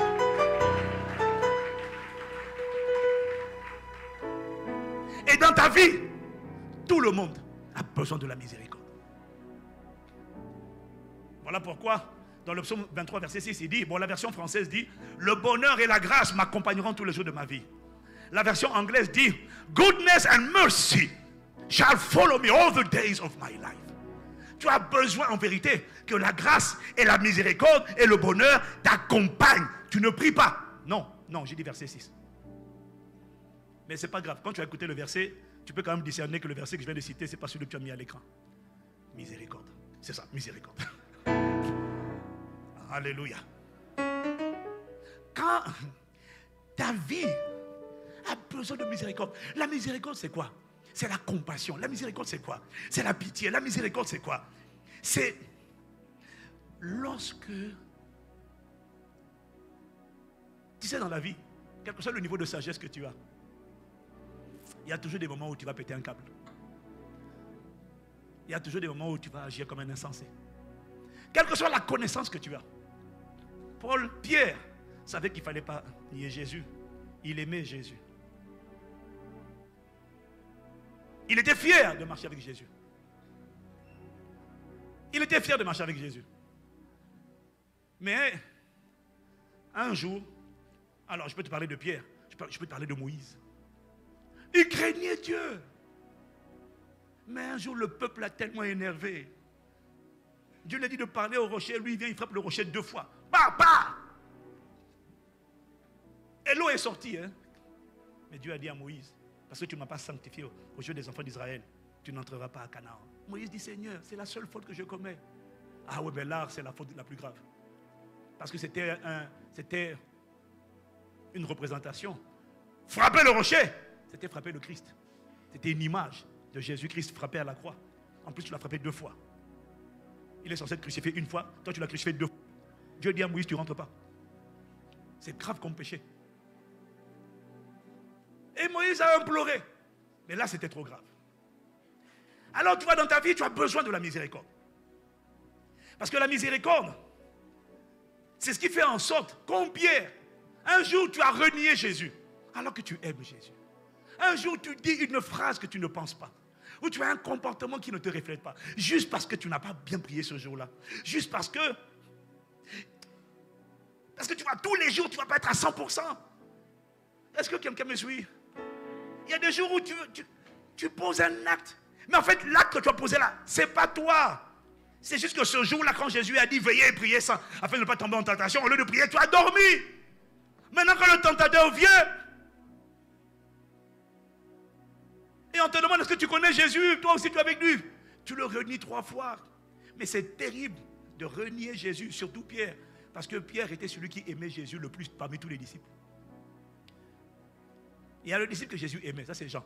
Et puis il y a celui qui aimait Jésus plus que tous les autres, c'est Pierre. Le seul à prendre son épée, quand on vient arrêter Jésus, à couper l'oreille. Les gars, ils viennent avec des épées. Ils sont nombreux. Toi, tu prends ton épée. Est-ce que tu as réfléchi? Le gars, il est prêt à mourir. Ils sont fous, il est prêt à mourir. En fait, il avait raison. Quand il a dit, je suis prêt à donner ma vie pour moi, il a prouvé. Si Jésus n'avait pas guéri l'oreille de Malchus, on l'aurait tué. Il était prêt à mourir, à risquer sa vie pour Jésus. Tu sors ton épée qu'on vient l'arrêter. Maintenant, quand on te demande est-ce que tu le connais, tu dis non, je ne le connais pas, non, je ne le connais pas, non, je ne le connais pas. Et tu es connu dans toute l'histoire de l'évangile pour celui qui a renié Jésus. Regarde l'étiquette qu'on lui colle. Alors que c'est celui qui aime le plus Jésus. Il veut toujours être là. Et quand Jésus lui dit, je vais bientôt partir, il dit non, non, non, tu ne partiras pas, tellement il veut que Jésus soit là. Il veut rester avec Jésus. Et la vérité, c'est qu'il aime Jésus. Et c'est à lui que Jésus a dit, si tu m'aimes, paie mes brebis. Mais regarde ce qu'il a vécu comme expérience. Mais ça l'a brisé. Ça l'a brisé de renier celui qu'il aimait. Parce que ce n'était pas lui. C'était juste un moment d'inattention. Et dans la vie, tu vas toujours passer par des moments d'inattention. Où tu fais quelque chose que tu ne penses pas. Tu commets une erreur. Et quand tu commets une erreur pour laquelle toi-même tu culpabilises, ce dont tu as le plus besoin, ce n'est pas qu'on te condamne. C'est que les gens passent vite l'éponge. Disent, bon, on sait que ça ne te ressemble pas. On sait que ce n'est pas toi. Allez, ce n'est pas grave, on avance ensemble. C'est ce qu'on appelle récolter la miséricorde.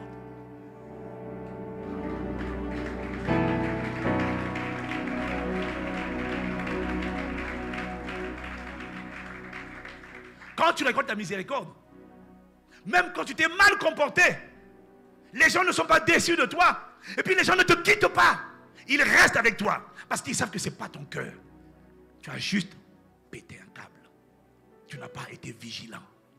Mais ils ne te jugent pas. Et tu es juste reconnaissant. Parce que ton mari ne te condamne pas. Tu as fait une faute. Ta femme ne te condamne pas. Ton mari ne te condamne pas. Tes enfants ne te condamnent pas.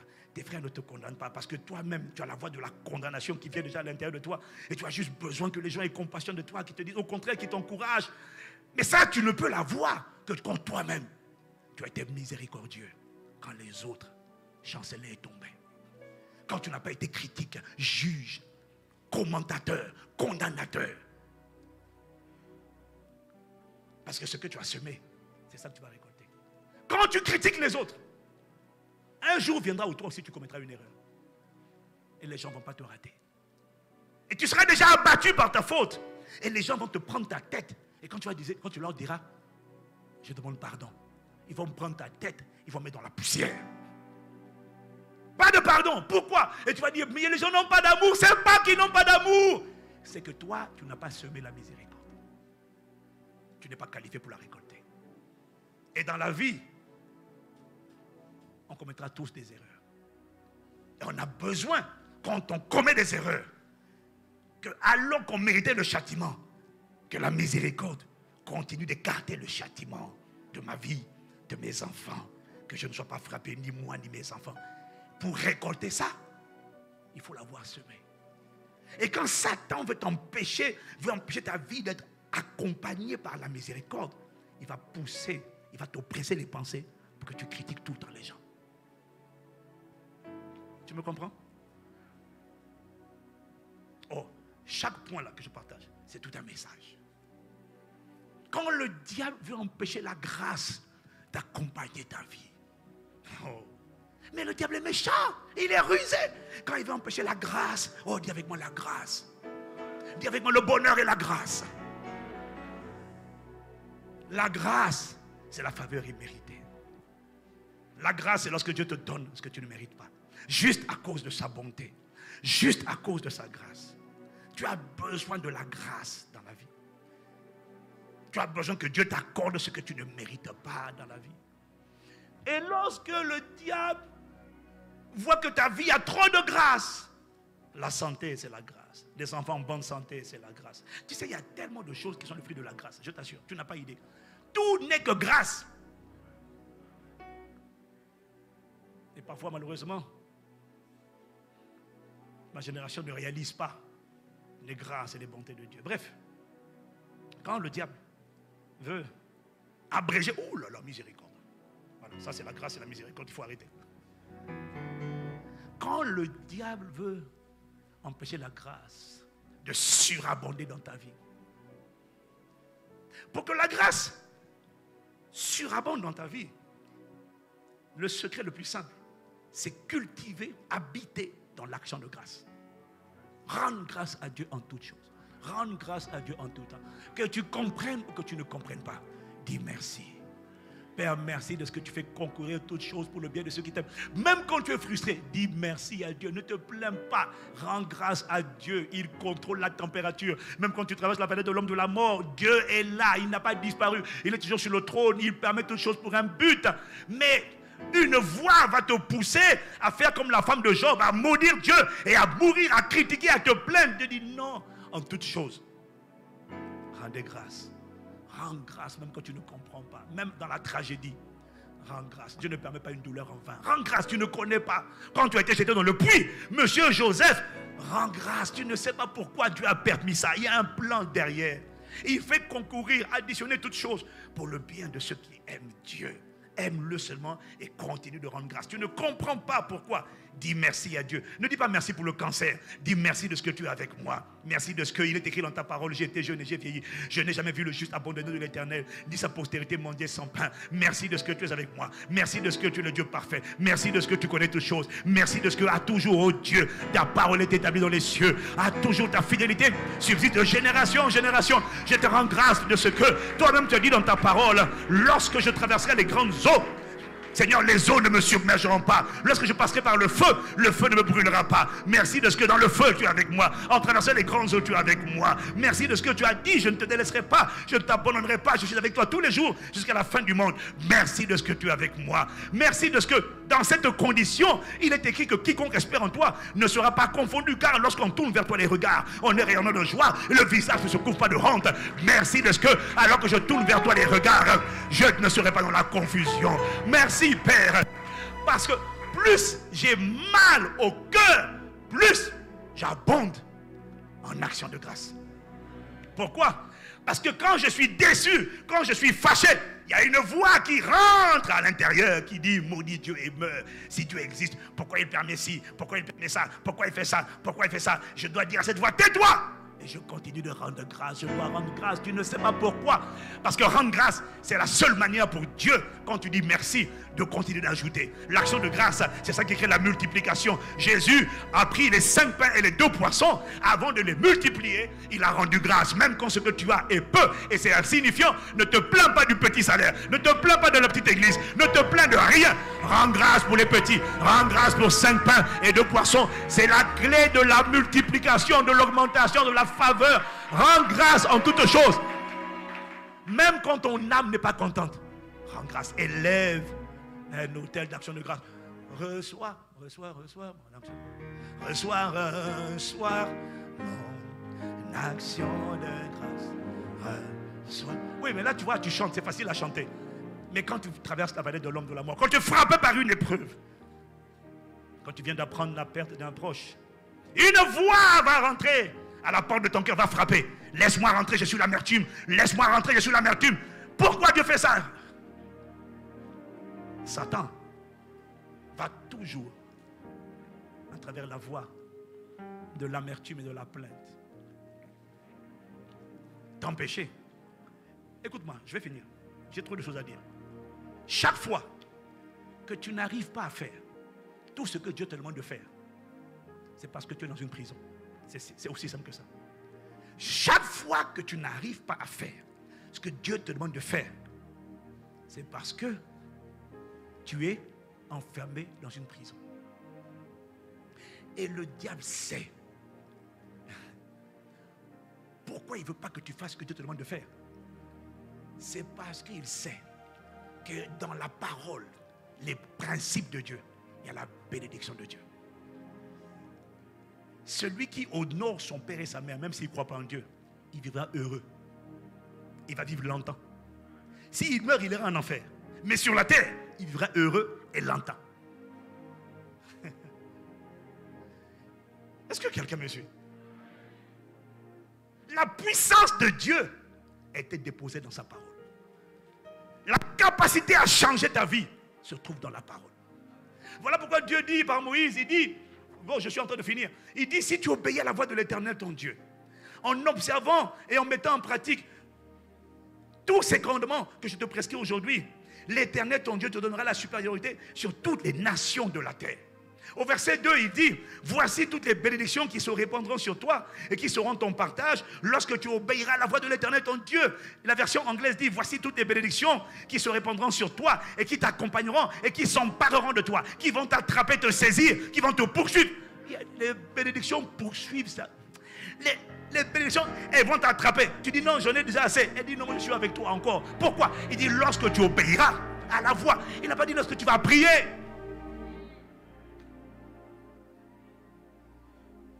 Satan sait que la clé, la puissance, ça veut dire quoi? La puissance, c'est la capacité inhérente à changer les situations. La puissance de Dieu se trouve dans la parole de Dieu. La prière, sans la parole obéie, n'a aucune puissance. Le diable le sait. Il sait que la lumière est dans la parole de Dieu. En elle, Jean 1,4, en elle était la vie. Et la vie était la lumière des hommes. Le diable sait que la lumière est dans la parole. Quand tu la reçois, cette parole, elle vient allumer la lumière à l'intérieur de ton esprit. Il sait que la vie est dans cette parole. Quand tu la reçois, elle vient ranimer, ramener à la vie ce qui dans ta vie était mort. Ça commence à l'intérieur, ça se manifeste ensuite à l'extérieur. Le diable connaît.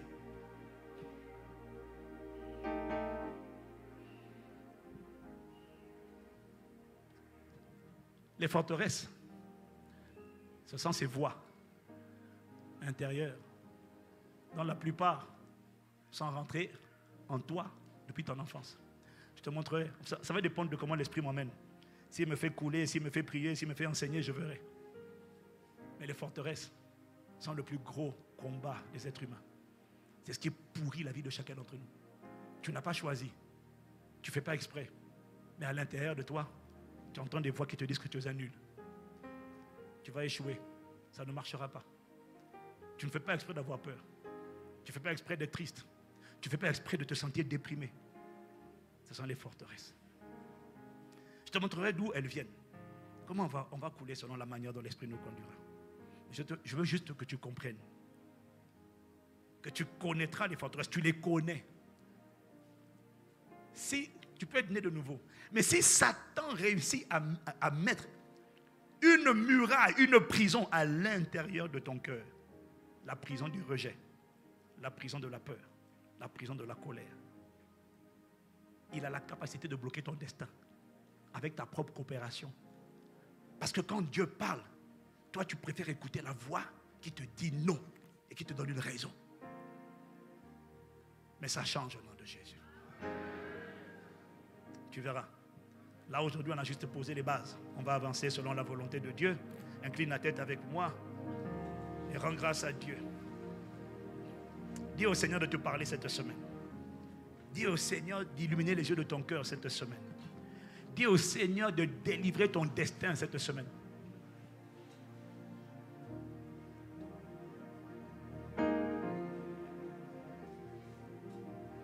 Shakato Lebraski.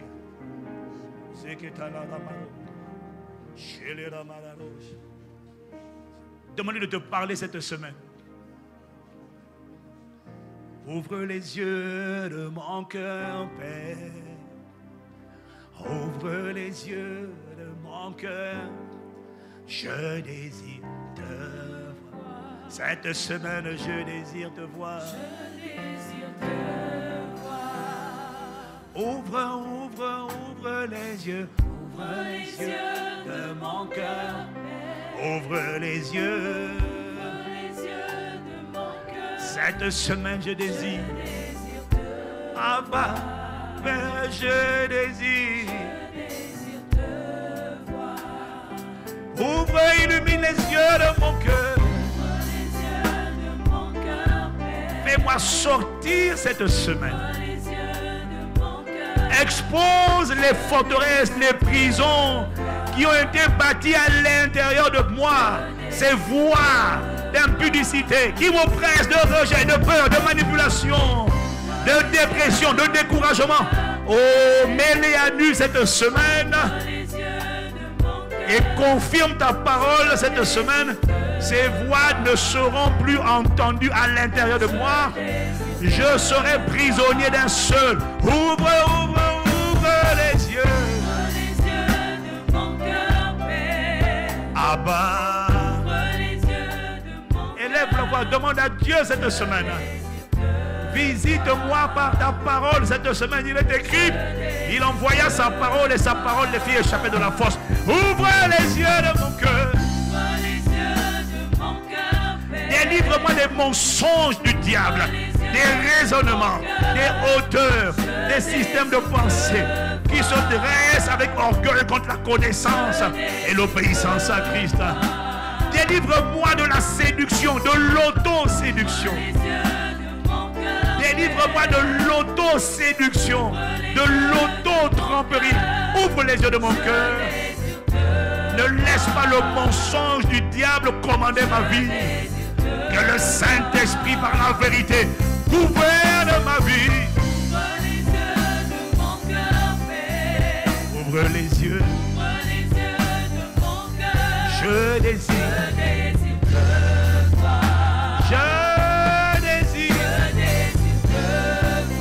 Je désire, je désire, je désire au plus profond de moi. Je désire te voir, je désire te connaître et te vivre, te révéler, te refléter, je t'en supplie, Abba.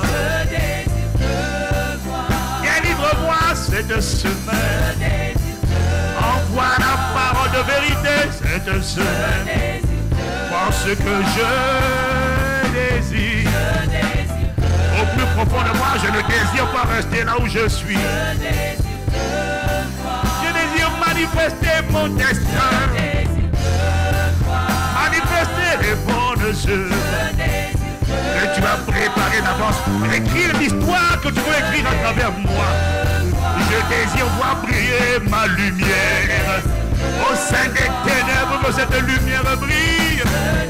Alors, expose, mets à nu les ennemis, les adversaires de mon destin, les forteresses, mets-les à nu. Je désire te voir et te vivre et te révéler. Je désire.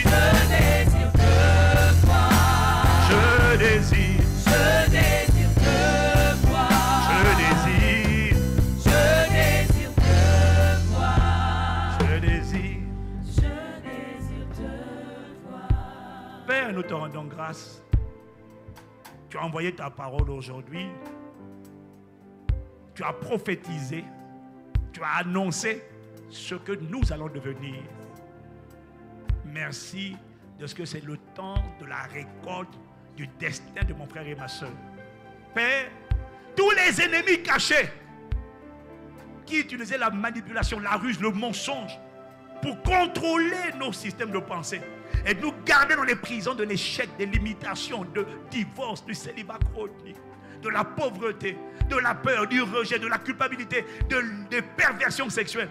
Expose-les et qu'elles connaissent la destruction cette semaine au nom de Jésus. Dans le nombre de sessions dont nous disposons, nous implorons ta grâce afin que tu télécharges l'essentiel qui permet à ta parole d'être manifeste et visible. Père, merci de ce que tu ne feras pas ce que nous demandons. Parce qu'il est écrit que tu fais infiniment abondamment au-delà de ce que nous te demandons, nous pensons, par ta puissance qui agit en nous. Et ce infiniment abondamment au-delà sera constaté cette semaine. Pas à cause de nous, mais à cause de la fidélité de celui qui a annoncé, celui qui a parlé. Les cieux et la terre passeront, tes paroles ne passeront pas.